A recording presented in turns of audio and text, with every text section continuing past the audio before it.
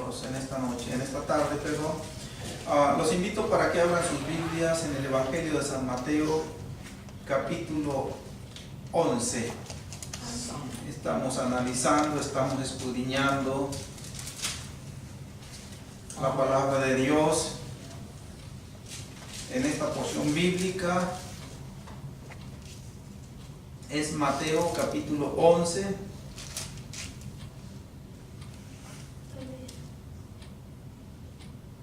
Versículo 10 solamente. Dice así: en el nombre del Señor Jesús. Porque este es de quien está escrito: he aquí, yo envío mi mensajero delante de tu faz, el cual preparará tu camino delante de ti. Amén, hermanos. Tomen su asiento, gloria a Dios. El título de esta predicación es ¿qué salisteis a ver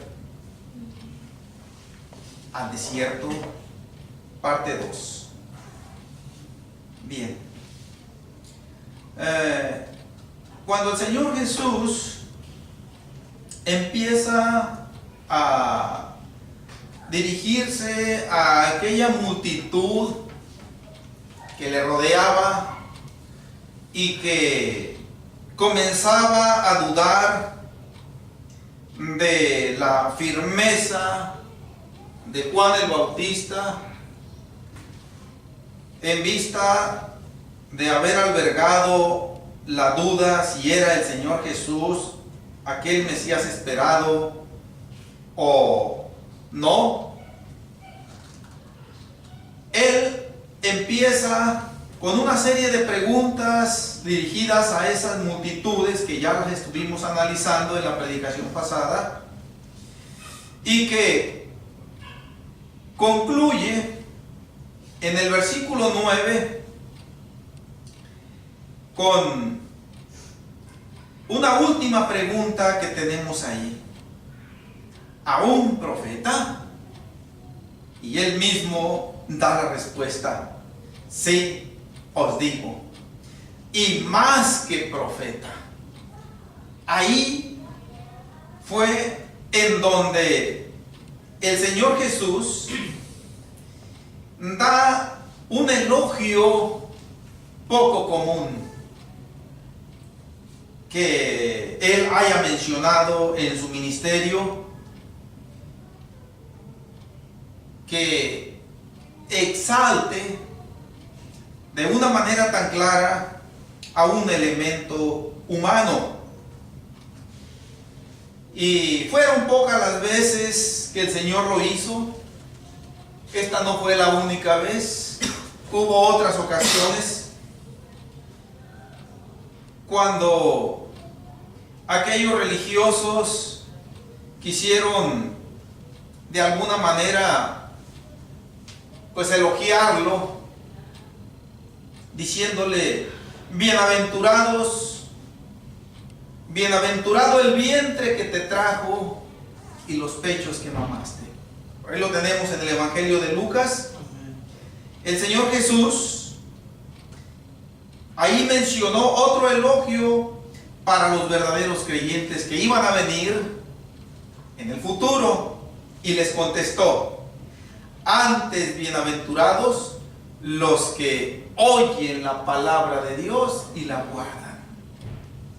Bien, pero este elogio que acabamos nosotros de ver a un profeta, sí os digo, y más que profeta, es uno de los más especiales que el Señor mencionó en favor de Juan el Bautista. Y con esto les estaba dando a entender a los que le estaban escuchando que Juan el Bautista realmente era un discípulo de Dios, un discípulo que no tuvo algo paralelo, porque cuando el Señor dijo: y más que profeta, lo elevó más arriba de todos los profetas que han existido sobre la tierra y que han sido usados por Dios para dejar escuchar su voz a la humanidad. Y este versículo 10 que nosotros acabamos de tomar como punto de partida para esta predicación, y es donde vamos a estar haciendo el énfasis principalmente, todo lo demás que veamos va a redundar acerca de estas palabras, porque este es de quien está escrito, dijo el Señor. Por esa razón es que Juan el Bautista era más que profeta. No fue un profeta como los demás, mucho menos fue un profeta más, porque este es de quien está escrito: he aquí, yo envío mi mensajero delante de tu faz, el cual preparará tu camino delante de ti. Había dos encomiendas de parte de Dios para Juan, y que él cumplió al pie de la letra. Uno de ellos, ser el mensajero de Dios. ¿Pudiera alguien decir, bueno, ¿y los demás profetas no fueron mensajeros de Dios? Claro que fueron mensajeros de Dios. Moisés, Elías, Jeremías, Isaías y todos los profetas que nosotros podemos ver en el Antiguo Testamento, además de otros más que quedaron anónimos, también fueron mensajeros de Dios. Pero en Juan el Bautista hubo algo que lo diferenció de aquellos verdaderos profetas también, y que fue que aquello que los profetas fuera de Juan el Bautista profetizaron, entre otras cosas, la venida de Juan el Bautista a este mundo. Sí. En algunas ocasiones lo señalaron como un prototipo de el profeta Elías, que nos narra allá Primera de Reyes 17 en adelante. En otras ocasiones no se le menciona por ningún nombre, solamente se le señala como dice aquí, como un mensajero. Se le señala también como una voz que clama en el desierto. Pero la diferencia, repito, es que aquellos profetas profetizaron cosas que iban a suceder en el futuro, a corto, a mediano o a largo plazo. Y dentro de esas cosas que profetizaron, una de ellas fue precisamente lo tocante a Juan el Bautista, que en un tiempo futuro, indeterminado, pero sí muy seguro que iba a venir, iba a aparecer un mensajero de Dios, uno que iba a ser más que profeta de Dios, con un mensaje especial, dirigido especialmente en su primer tiempo para el pueblo de Israel. Entonces, una de las funciones de Juan el Bautista era ser un mensajero de Dios. Podemos decir esto con otras palabras: un predicador de Dios. O, como lo dijo el Señor Jesús ahí en el versículo 9, a un profeta de Dios especial. Y que eso consistía en darle al pueblo de la tierra un mensaje muy importante. Ciertamente, los profetas del Antiguo Testamento culminaron una y otra vez al pueblo de Israel a volverse de su mal camino, a arrepentirse y a volverse a Dios. y que Dios en algunas ocasiones estaba dispuesto a admitir ese arrepentimiento y a restaurarlos. Bien. Eso era lo que profetizaban, entre otras cosas, aquellos profetas del Antiguo Testamento, el arrepentimiento. Bien, pero aunque Juan el Bautista también trajo este mensaje, uno de sus mensajes centrales fue el arrepentimiento, ya lo vimos allá en Mateo 3, arrepentíos porque el reino de los cielos se ha acercado. Él hizo el pronunciamiento de este mensaje con un énfasis especial, porque ya no se iba a tolerar más de parte de Dios. Ya había llegado la solución radical para el pecado. La única provisión que Dios envió al mundo para que el pecador fuera salvo y se librara de los efectos de la maldición del pecado, ya estaba sobre la tierra.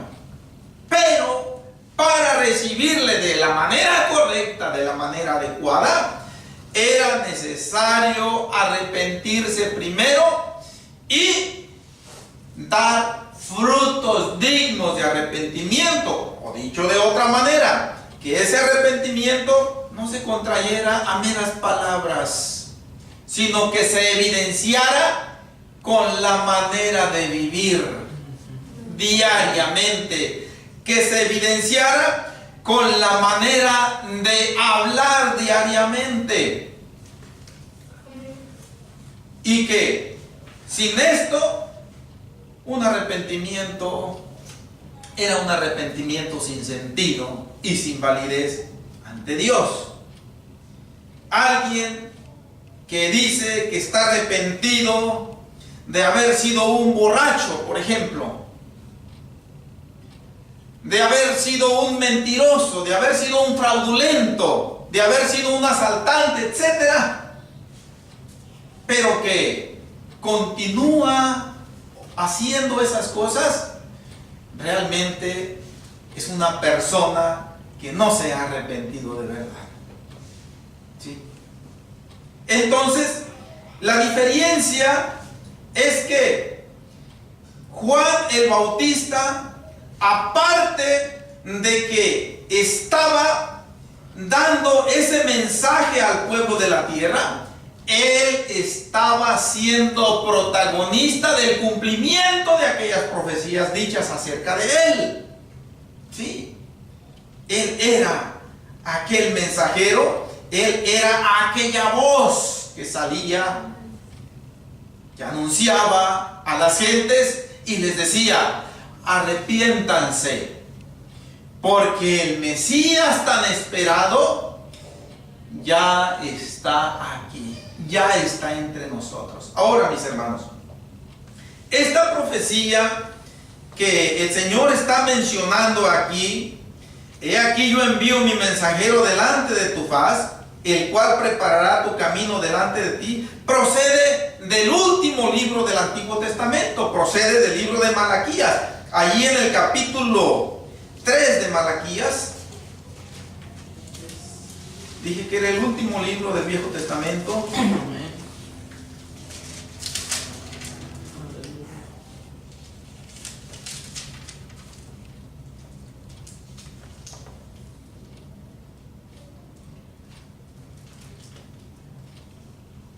Versículo 1 del capítulo 3 de Malaquías dice: he aquí yo envío mi mensajero, el cual preparará el camino delante de mí, y vendrá súbitamente a su templo el Señor, a quien vosotros buscáis, y el ángel del pacto, a quien deseáis vosotros.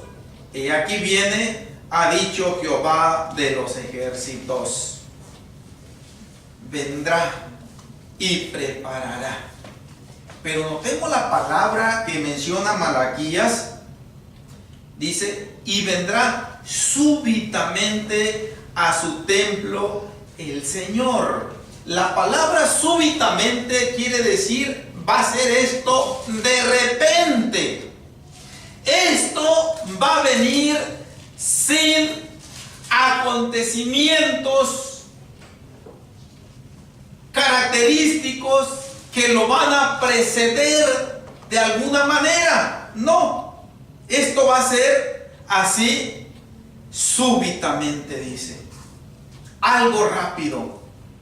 Y esto es lo que sucedió precisamente cuando Juan el Bautista inició su ministerio. Volvamos otra vez a Mateo capítulo 11.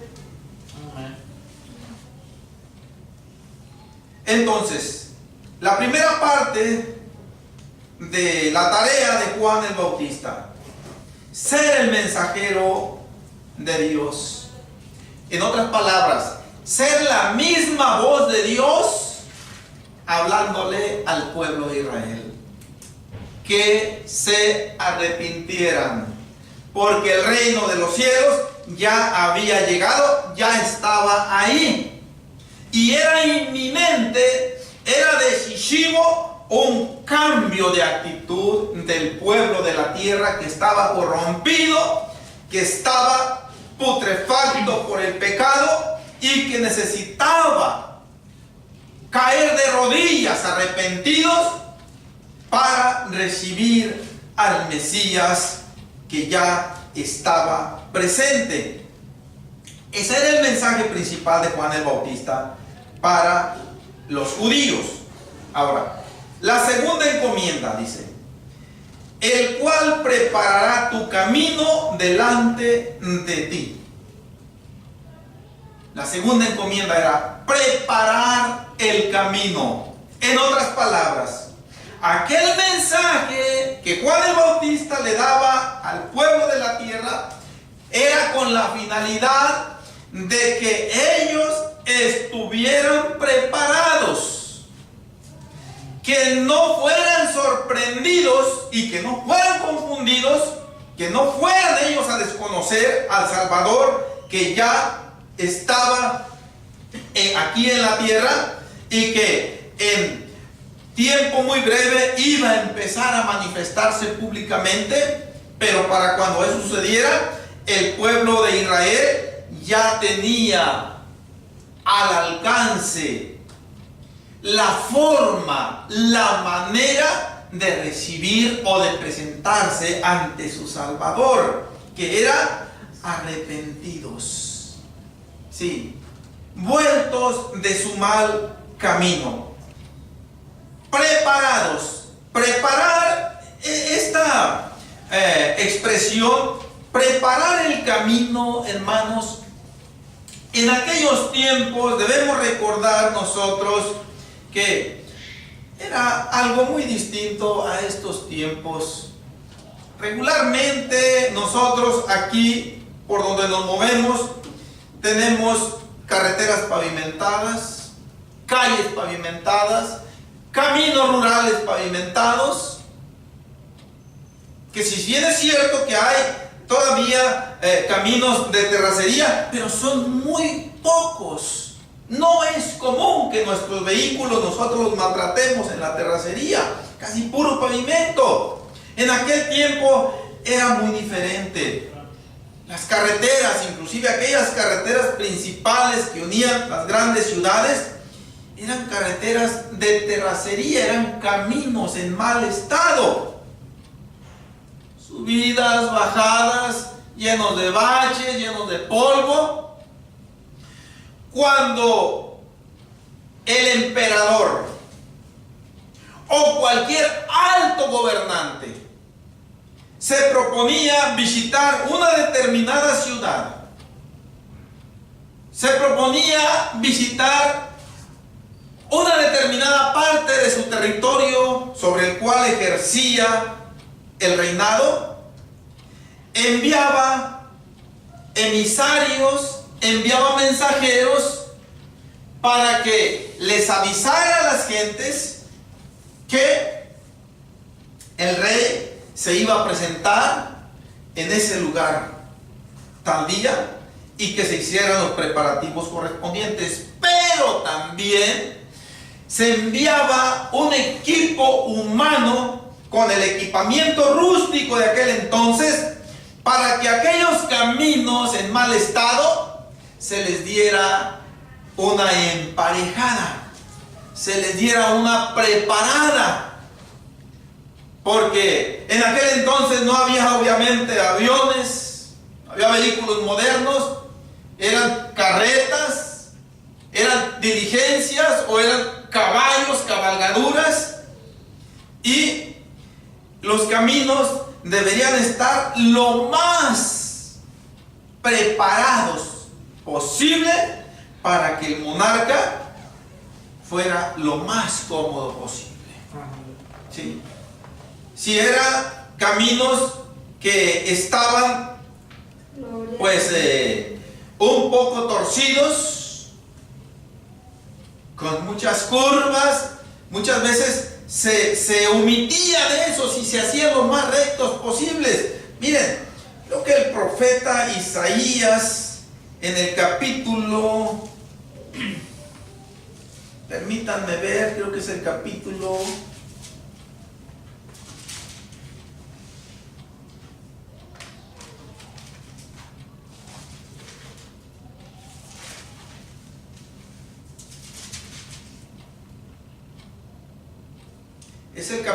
40.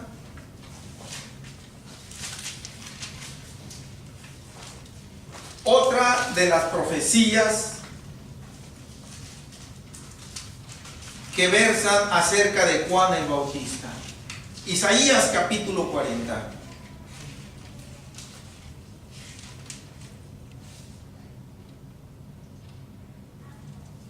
Dice así, verso 1 en adelante.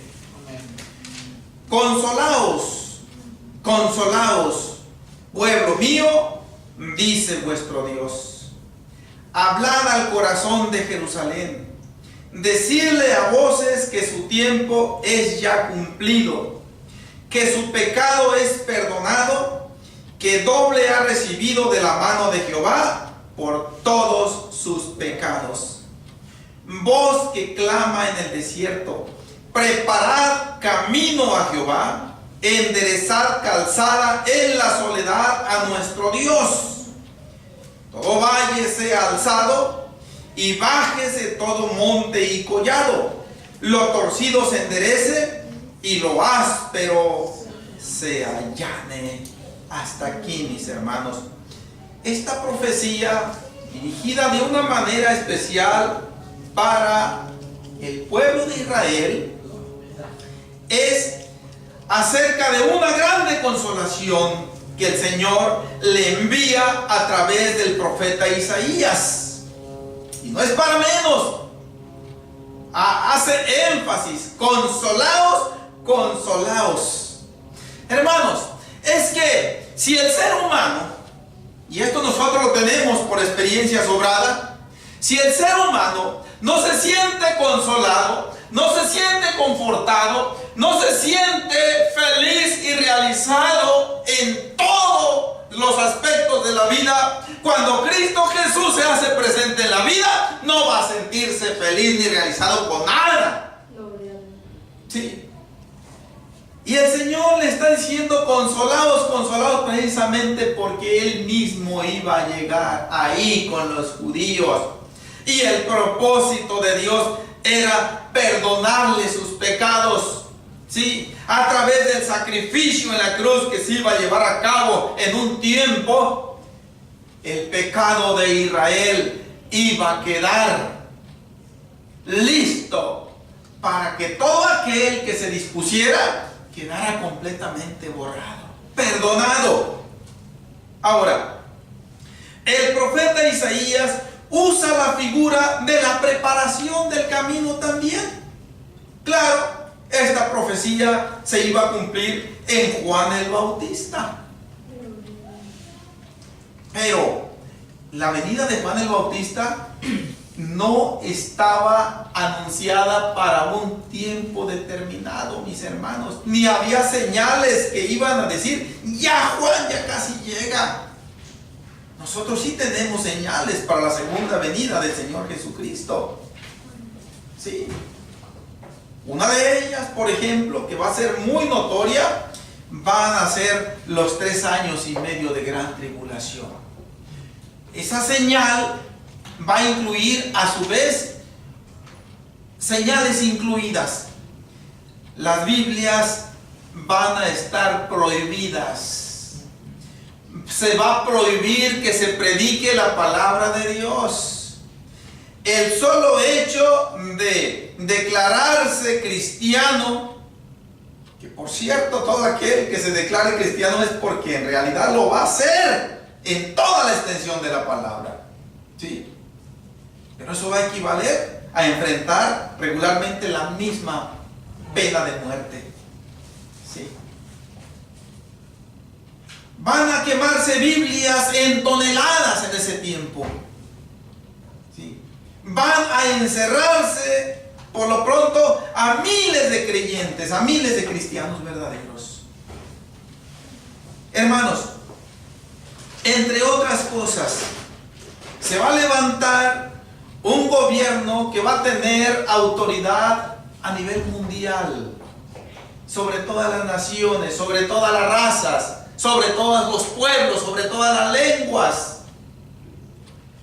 Sí. El dinero va a ser algo secundario. Prácticamente lo que va a valer es aquella marca del 666, una marca que encierra un misterio que nos habla Apocalipsis capítulo 13 en su parte final. Bien, nosotros sí tenemos señales para la segunda venida del Señor Jesucristo. Los judíos no tenían señales características cuando llegara Juan el Bautista. Nos dijo Malaquías, súbitamente va a ser esto, de repente. Lo que sí es que el pueblo de Israel debía estar preparado. Debía estar preparado. Ahora, Isaías, vuelvo a repetir, usa la figura de la preparación de un camino. Y aquí menciona más detalladamente cómo es que el camino regularmente se preparaba. Usa la figura o lo que se realizaba en la realidad en aquellos tiempos, cuando los grandes reyes hacían un recorrido a sus ciudades, a sus comarcas conquistadas. Dice, todo valle sea alzado. La palabra valle indica terreno de profundidad. ¿Ya? Había que rellenarlo para que quedara lo más a nivel posible. Ahora, todo monte y collado, dice, bájese. Que quede lo más parejo posible también.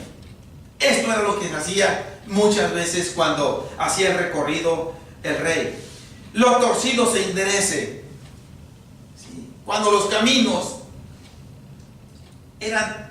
hacían esto, se hacía lo posible por hacerlo con lo menos curvas posibles. No se escatimaban esfuerzos ni gastos para ello, porque el personaje humano más importante sobre la tierra iba a pasar por ahí. Dice, y lo áspero se allane. No debía haber baches, debería estar lo más parejo posible. Ok. Estas son figuras simbólicas. Primero fueron para el pueblo de Israel, que todos aquellos que se sentían con una autoestima por los suelos, que es lo que simboliza el valle, lo bajo, que todos aquellos que andaban encumbrados en la soberbia, en el orgullo, confiados en las riquezas, en las posesiones, confiados en los cargos públicos, confiados en un cargo religioso de alta estatura, simbolizado por los montes y collados. Dice, bájense, vale más que se vayan humillando. ¿Por qué? En el libro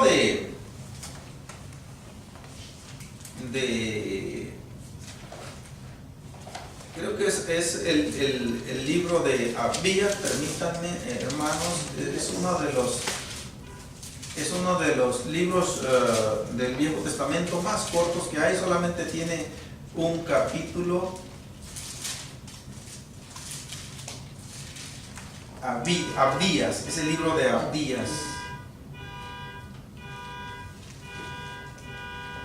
Otra figura del orgullo,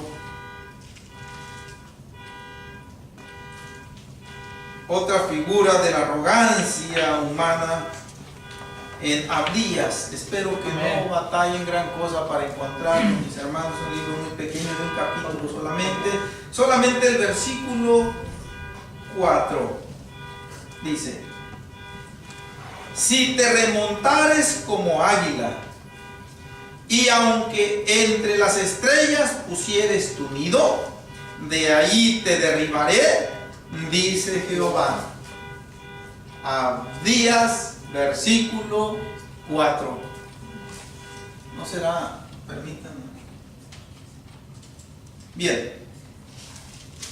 Es una figura clara dirigida a un mensaje muy serio, dirigido al pueblo de Israel, para que no se ensoberbeciera. Claro que nadie sube a las estrellas, pero el Señor usa esta figura para describir a aquellos que llevaban una vida de jactancia, de arrogancia y de menosprecio tanto a sus semejantes como a Dios, y les dice: yo los puedo bajar. Ahora, esto es lo que está diciendo a través de Isaías cuando dice: y bájese todo monte y collado, y lo torcido se enderece, y lo áspero se allane. Es una manera de decirle al ser humano, y obviamente a nosotros como creyentes, porque también en ocasiones pudiéramos tener esa tendencia. Vamos a ir regresando a Mateo capítulo 11, hermanos, de ensoberbecernos, de querernos elevar. Y el Señor pues ya nos tiene bajo conocimiento. Sí. Por eso el apóstol Pedro, allá en el capítulo 5 de su segunda carta, dice: humillaos bajo la poderosa mano de Dios, para que Él os exalte cuando fuere tiempo. Y si Él dice humillaos, es porque el Señor no lo dice nada más hacia tanteo. Él sabe que de repente nos asalta ese sentimiento de arrogancia muchas veces, y de olvidarnos que para el Señor es tan sencillo darnos un bajón, hermanos. Duele, ¿sí? Hay un dicho que la gente del mundo usa, y me ha tocado escucharlo, dice: entre más alto te eleves, dice, más duro va a ser el golpe de la caída. ¿Sí? Y en la vida espiritual esto se cumple al pie de la letra. Les dije que íbamos a ir regresando a Mateo capítulo 11, mis hermanos. Entonces, estas dos funciones, ser el mensajero de Dios y preparar el camino para Dios, eran las dos principales de Juan el Bautista, que tenía que llevar a cabo en su ministerio que Dios le concedió para que lo llevara a cabo. Y Juan el Bautista lo cumplió al pie de la letra. Él preparó el camino para que la gente sí tuviera ese encuentro con Dios. Pudiéramos decirlo de otras maneras. Preparó un puente, Juan, un puente para que la gente pudiera llegar a Dios. Esta figura se hace alusión ahí en Hebreos principalmente al ministerio del Señor Jesucristo. Pero a Juan el Bautista se le puede aplicar también con la expresión preparar el camino. Sí, un punto de conexión. Gloria a Dios. ¿Y por qué, hermanos, es que Juan lo cumplió al pie de la letra? Miren, como humanos, yo tengo esta experiencia, mis hermanos. Yo he luchado mucho contra esto y el Señor, gracias a Dios, que me ha dado la victoria. Pero no siempre, si nosotros nos descuidamos, somos víctimas perfectas de la arrogancia, de la altivez. Y no hay mejor ejemplo que la Biblia nos narre que el de Satanás mismo. Sí. Que muchas veces, cuando Dios derrama una gracia preciosa sobre el elemento humano, ya sea para usarlo para la sanidad, para la enseñanza, para la predicación, para cualquier ministerio dentro de la iglesia, es un grande privilegio, pero es una grande responsabilidad y es un grande peligro que puede estar ahí presente, de que nos olvidemos de que de nosotros no tenemos absolutamente nada, que el Señor es el que le plació en sus maneras tan misteriosas de hacer las cosas muchas veces, simple y sencillamente darme esta gracia a mí. No es porque yo sea muy capaz, no es porque haya llevado yo cursos de preparación seculares en esta vida, no, directamente al Señor le plació. ¿Cuánto ocupó estudiar el rey Salomón para que el Señor le diera aquella grande sabiduría para gobernar al pueblo de Israel? No tuvo que estudiar nada. Dios solamente puso esa sabiduría en el rey Salomón. Y Salomón fue el sabio más grande de todos los tiempos, de toda la historia de la raza humana. Sí. No ha habido ni habrá otro más que él. Aún sin embargo, al final de su vida le falló a Dios. Entonces, Juan el Bautista tuvo la precaución. Es muy probable que haya luchado contra esto, porque uno y otro y mil ministros que han estado, gloria a Dios, en una condición correcta ante Dios y que han menospreciado todo elogio, todo ensalzamiento que se les haya dirigido, pero de todas maneras han caído muchos en el pecado de la arrogancia, en el pecado de la altivez, así como cayó Satanás, que creyó que él las podía ya solo, pensó que él ya podía ponerse a la altura de Dios, pensó que podía destronar a Dios, ¿sí? Pensó que podía poner su propio reino independiente y ajeno al de Dios, pensó que él podía tener su propio séquito de servidores. Y el resultado fue una catástrofe de maldición tras maldición. Tanto él como aquellos que le siguieron se convirtieron en las criaturas más perversas y horripilantes que hay en el universo. Y ya sin ninguna oportunidad de arrepentirse y como consecuencia de salvarse. ¿Sí? Este peligro no lo dudo yo que haya acechado a Juan el Bautista, pero él lo supo confrontar con humildad y él preparó el camino. Mis hermanos, allá en Sinaloa recuerdo que me tocó viajar en algunas ocasiones a comunidades, principalmente para la parte de la sierra de Sinaloa, en donde en algunas partes ya hay pavimento, pero me tocó ir cuando no había pavimento. Y regularmente en ocasiones había trabajadores que emparejaban los ollancos ahí. Y nunca hubo ningún interés. Cuando principalmente iba a ir, lo repito, el candidato o el gobernador o el presidente, etcétera, ya ni se diga, hasta mandaban la máquina a emparejar y la pipa para regar, si no tenía pavimento, para que no se levantara polvo. Y cuando nos tocaba pasar por ahí, que veíamos a esos trabajadores que andaban preparando el camino, como simbólicamente lo preparó Juan el Bautista, no nos da a nosotros por querer saber, ¿y quién será este que anda aquí trabajando, que anda aquí emparejando? No. Ni ellos tampoco, creo, se interesan en que la gente sepa quiénes son. Lo que les interesa es hacer su trabajo, porque viene alguien después que sí tiene la gente que saber quién es.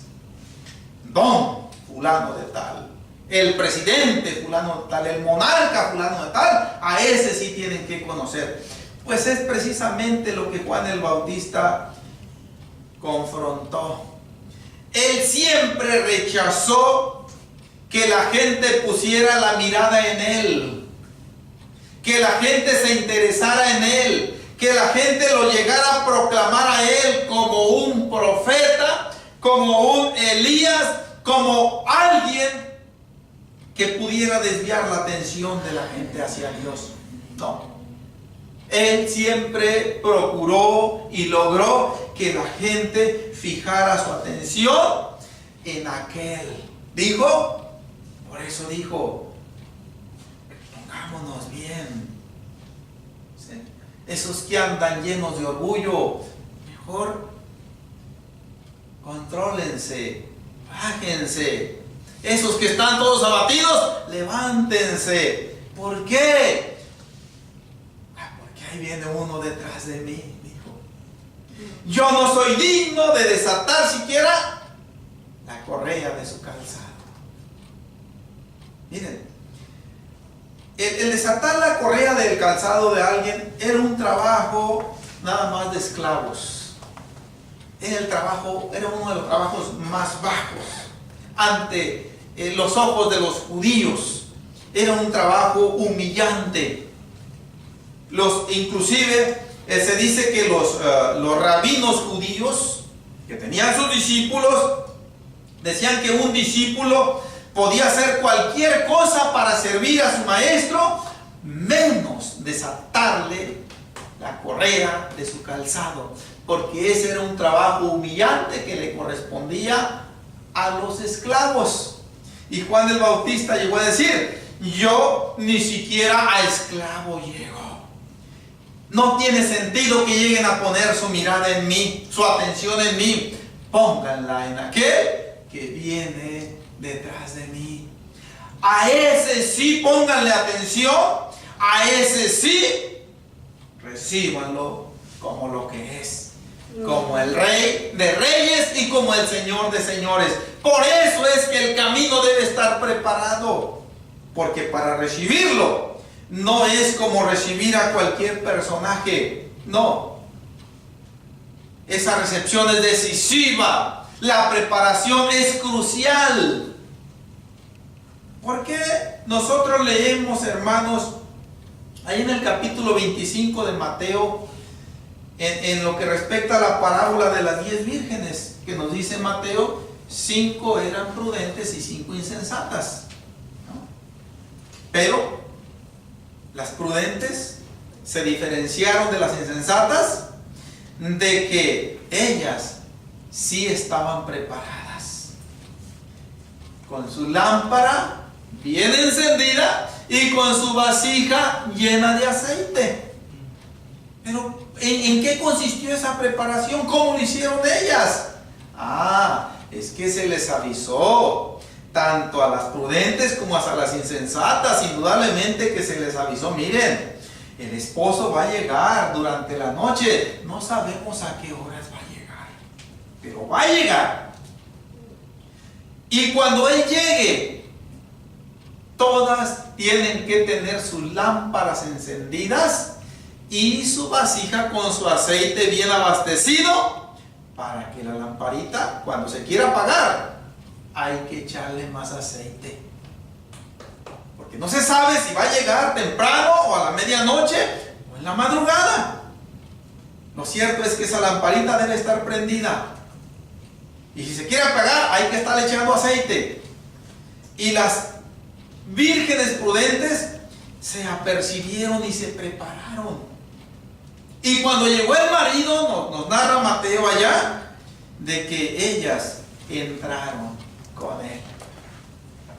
Las imprudentes, las insensatas, no se apercibieron, no porque no lo hayan sabido, sino porque precisamente fueron imprudentes, insensatas o descuidadas, desobedientes.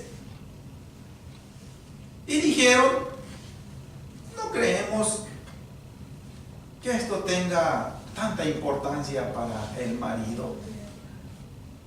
Como hoy es muy común decir por todos lados en el mundo religioso: yo no creo que Dios me vaya a condenar por esto.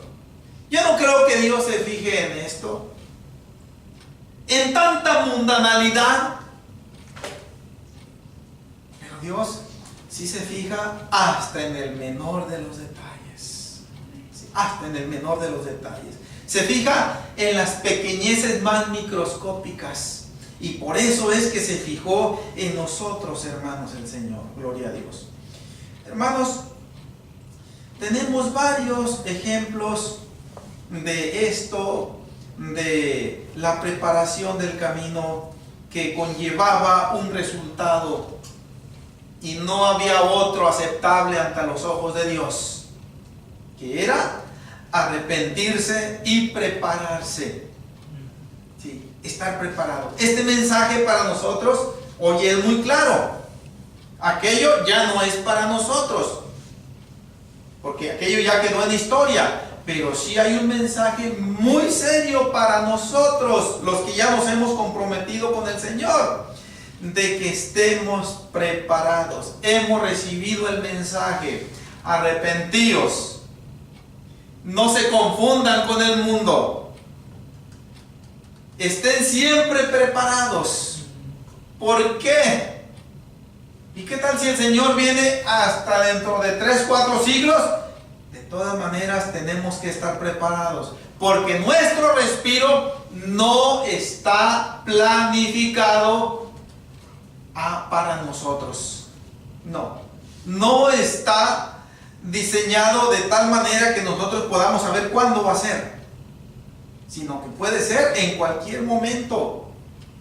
Hace como 3 días me empezó a agarrar una aceleración un poco medio rara del corazón.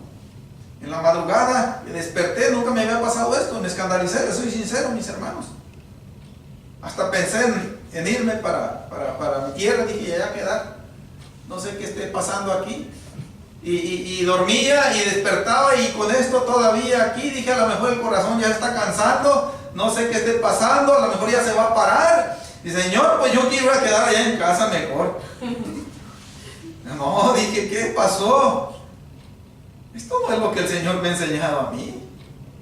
Lo importante es estar preparado. Ya donde uno dé el último respiro, ya es lo de menos eso, mis hermanos. Y este es el mensaje por lo pronto para nosotros. Vamos a continuar con este mismo versículo, si el Señor nos concede en la próxima predicación, mis hermanos. Esto es muy importante. Lo fue para los judíos.